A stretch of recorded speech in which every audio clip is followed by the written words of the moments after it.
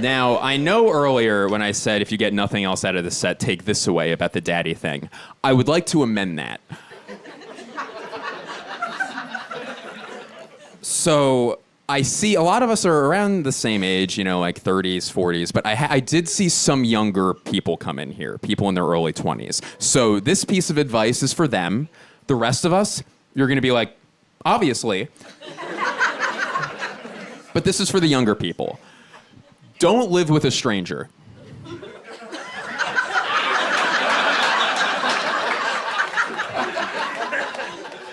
Don't do it. Do not do that.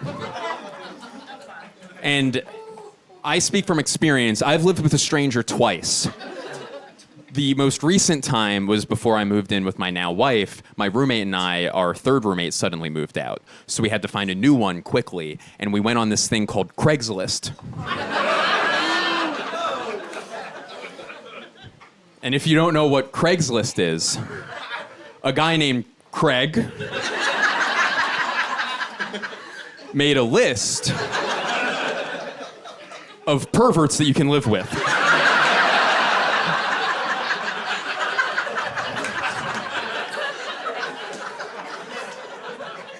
He put it on the internet, don't go near it.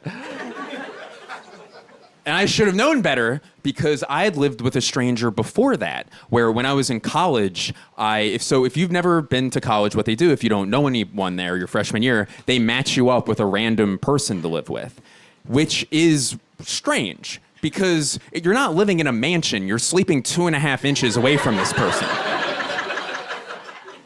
Just because we're young doesn't mean it's okay, And I went to school in Boston. I went to this school called Emerson College. And if you don't know what Emerson College is, it's a private institution for gay Jews.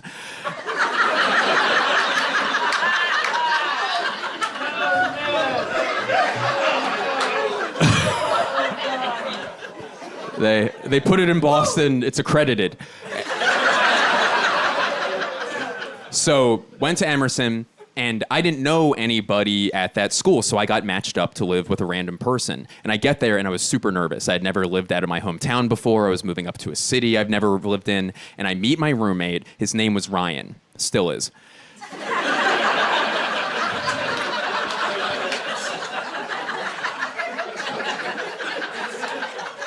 There wasn't a rebrand. I meet Ryan, and it turns out Ryan is awesome. He loves comedy, he loves sports, we had so much in common, and we had an amazing first day together. And we go to bed that first night. I turn to Ryan and I go, hey man, I was really nervous about meeting my roommate here, and I just want to let you know I couldn't be happier that it's you. And he goes, yeah dude, it's going to be a great year. Then halfway through the night, Ryan had something called a night terror.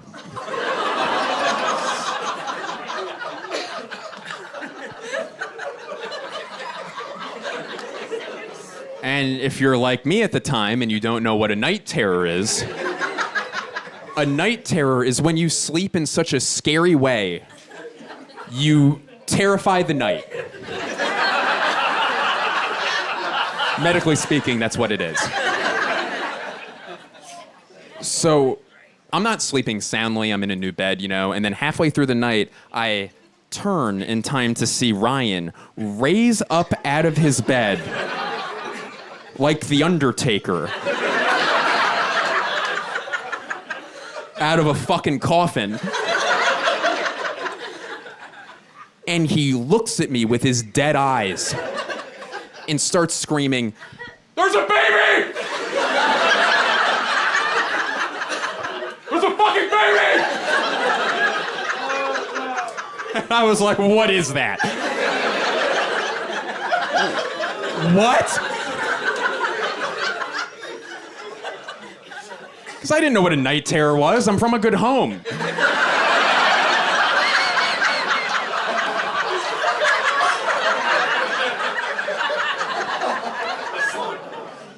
And he is screaming over and over and over again, "There's a baby! There's a fucking baby!" And I go, let's get it! And I just threw my blanket in a general direction.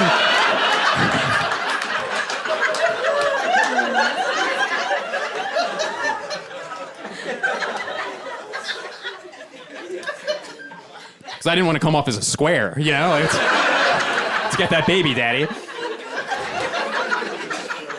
And he is screaming over and over again. I cannot emphasize this enough. There's a baby! There's a baby! And I remember just subconsciously bringing my leggies up onto the bed because I was like, does the baby bite ankles? What does it eat?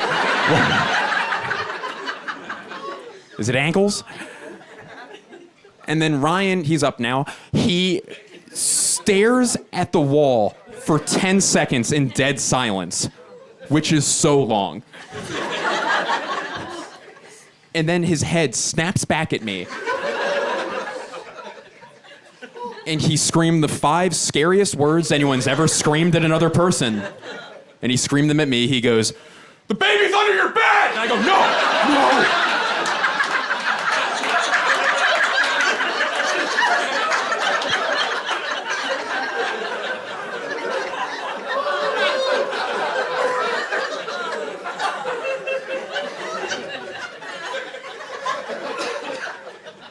And Ryan rushes me, runs up to the bed, lifts it up with me in it, uses his legs, not his back. He's not a fucking idiot.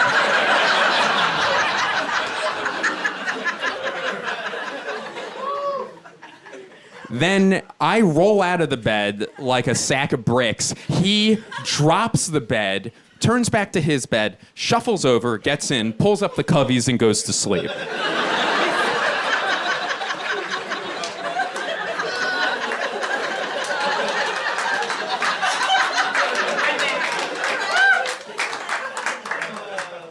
And I'm crying. I'm sobbing in a way where I'm wet for some reason. Don't know what that is. Is it tears? Is it sweat? Is it urine? We'll figure it out another time. There's no time. There's babies afoot.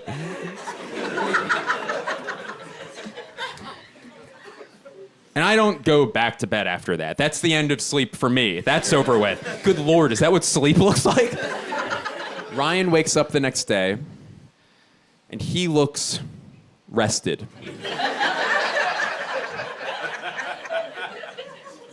He looks insultingly rested. And he looks at me and he goes, "Hey, brother, how'd you sleep?"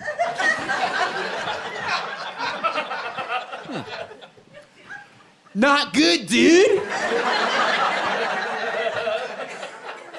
I didn't sleep good at all." And he was like, "Oh, why? Was it like the sounds of the city, like traffic?" And I go, "No."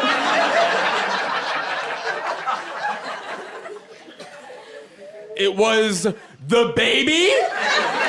The baby? It was under my bed? And he goes, "Dude, you sound crazy." And I go,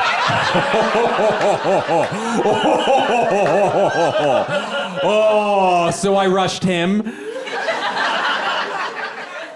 Rye guy's an agile little fuck, so he got out of the room. And this just white cheddar fucking snitch goes to the head of housing.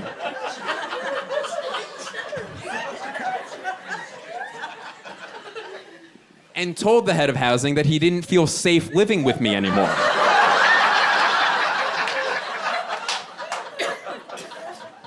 Because I scream about babies and such. The bad news, nobody wanted to live with me after that. Nobody.